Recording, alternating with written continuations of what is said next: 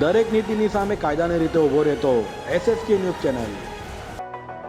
હોસ્પિટલમાં એમ્બ્યુલન્સ ભાડે મૂકવાના નામે લાખોની ઠગાયાચરના ડોક્ટરને ઇકો સેવની ટીમે ઝડપી પાડ્યો છે।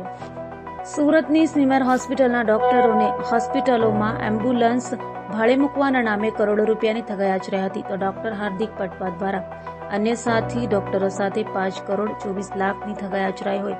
આ મામલે ડોક્ટરો દ્વારા પોલીસ ફરિયાદ કરાઈ હતી, તો તપાસ કરી રહેલી ઇકો સેલ એટલે કે આર્થિક ગુના નિવારણ શાખાની ટીમે કરોડોની ડોક્ટરો સાથે જ ઠગાઈ આચરનાર ડોક્ટર હાર્દિક પટવાને ઝડપી પાડી વધુ તપાસ હાથ ધરી છે।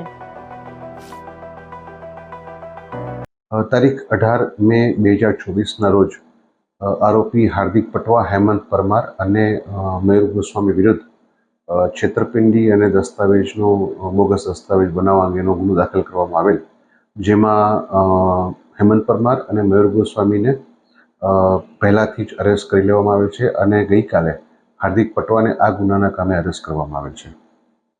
કયા પ્રકારના દસ્તાવેજ હતા, શાના દસ્તાવેજ હતા, એમ્બ્યુલન્સ?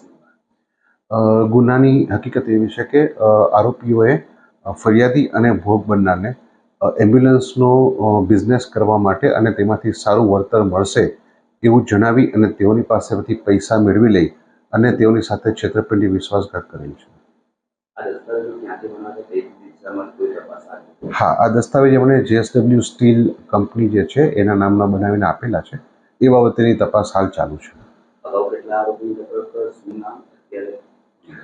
આ ગુનામાં 3 આરોપીઓ પહેલેથી જ 3 આરોપી વિરુદ્ધ ગુનો નોંધવામાં આવેલો હતો, જે પૈકી હેમંત પરમાર અને મયુર ગોસ્વામીને આની પહેલા ધરપકડ કરવામાં આવેલ અને ગઈકાલે હાર્દિક પટવાની ધરપકડ કરવામાં આવેલ છે।